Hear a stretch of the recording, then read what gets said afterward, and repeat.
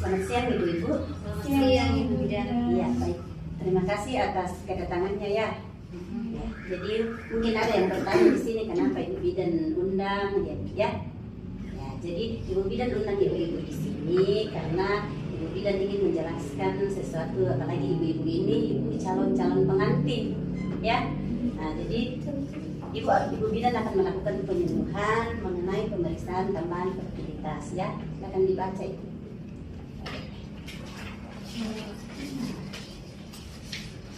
Ada ibu-ibu yang akan berencana menikah dalam waktu dekat ya. Jadi sebelum melakukan pernikahan sudah boleh melakukan, ada beberapa jenis pemeriksaan yang sudah boleh dilakukan calon pasangan ini ya. Jadi di sini saya akan jelaskan mengenai pemeriksaan tambahan fertilitas.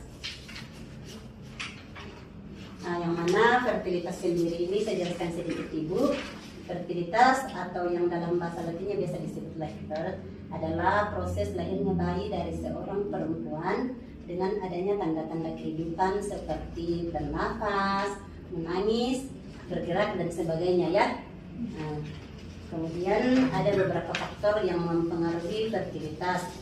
Nah, yang pertama itu biasanya faktor demografi, kemudian kedua itu struktur umur, ketiga struktur perkawinan, keempat umur kawin pertama, kelima paritas atau keseimbangan disrupsi atau gangguan perkawinan proporsi yang kawin, kemudian 6 faktor non demografi, 7 keadaan ekonomi penduduk, 8 tingkat pendidikan, 9 perbaikan status perempuan, kemudian 10 urbanisasi dan industrialisasi.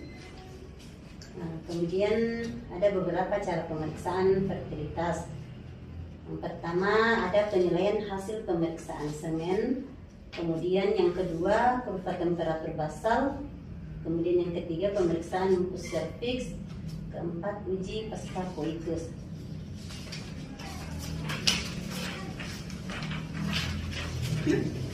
Boleh dilihat di gambaran berikutnya ya. Yang pertama tadi penilaian hasil pemeriksaan semen itu, nah itu adalah analisis semen merupakan salah satu pemeriksaan awal yang dilakukan pada kasus infertilitas. Tujuannya yaitu menganalisis semen adalah untuk mengetahui kondisi sperma. Hasilnya dapat menentukan apakah sperma tersebut fertil atau infertil ya.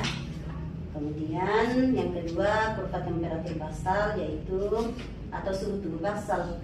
Nah, yaitu yang diperoleh dalam keadaan istirahat dan harus diambil segera setelah bangun di pagi hari setelah setidaknya 6 jam tidur.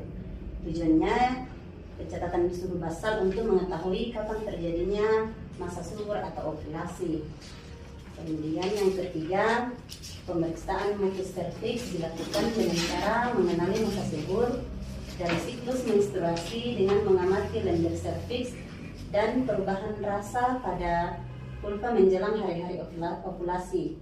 Nah, metode lender cervix adalah metode mengamati kualitas dan kuantitas lender cervix setiap hari. Nah, periode subur ditandai dengan lender yang jernih, encer dan licin. Dan itu biasa ibu-ibu, wanita itu biasa ya. Jadi kalau misalkan setiap bulan kadang ada yang penasaran itu dan biasa ada yang menyentuh ya. Ya. Kemudian yang keempat Ibu, uji pasca coitus. Nah, pemeriksaan uji pasca senggama dimaksudkan untuk mengetahui kemampuan tembus spermatozoa dalam lender cervix. Pasangan dianjurkan melakukan hubungan seks di rumah dan setelah 2 jam datang ke rumah sakit untuk pemeriksaan. Lender cervix ini diambil dan selanjutnya dilakukan pemeriksaan jumlah spermatozoa yang dijumpai dalam lender tersebut. Oke, jadi sekian penyampaian penjelasan saya sedikit tentang pemeriksaan tambahan fertilitas. Ada mungkin ibu-ibu yang ingin bertanya, calon ibu yang sementara proses. Ada yang mau ditanyakan Ibu? Ya, terima kasih atas waktunya Ibu Bidannya. Di sini saya mau bertanya tentang pengalaman pribadi saya Bu Bidannya. Kan saya dan suami sudah menikah. Terus persiapan kehamilan Ibu Bidannya, terus saya sudah memeriksakan sudah melakukan USG Bu ya. Terus suami saya apakah ada pemeriksaan yang lebih lanjut untuk suami? Baik, terima kasih untuk pertanyaannya Ibu ya. Iya, sama-sama Ibu Bidan. Jadi saya akan menjelaskan tadi yang ditanyakan apa ada pemeriksaan yang bisa dilakukan untuk suami ibu ya. Jadi ada Ibu, jadi pemeriksaan fertilitas tambahan pada laki-laki ada yang namanya analisis sperma. Nah itu gunanya untuk menganalisis jumlah, pergerakan dan bentuk sperma ya. Kemudian ada yang namanya tes hormon. Nah itu untuk memeriksa kadar hormon reproduksi untuk menilai fungsi testis seperti hormon FSH, LH dan testosteron. Kemudian ada juga namanya ultrasonografi atau USG untuk melihat organ reproduksi. Nah seperti pembesaran pembuluh darah di skrotum, dan ini pemeriksaan ini Ibu sebaiknya dikonsulkan ke dokter spesialis dan itu nanti akan kerjasama dengan pihak lab ya. Oh, iya. Dari mana Ibu sudah mengerti? Iya, sudah mengerti Bu. Baik.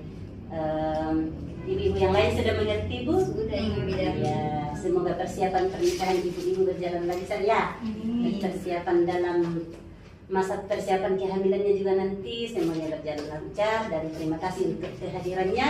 Iya. Oke, jika ada yang ingin ditanyakan lebih lanjut boleh hubungi saya Ibu ya. Oh, iya, Ibu Ya, Bidan. terima kasih Ibu. Ya.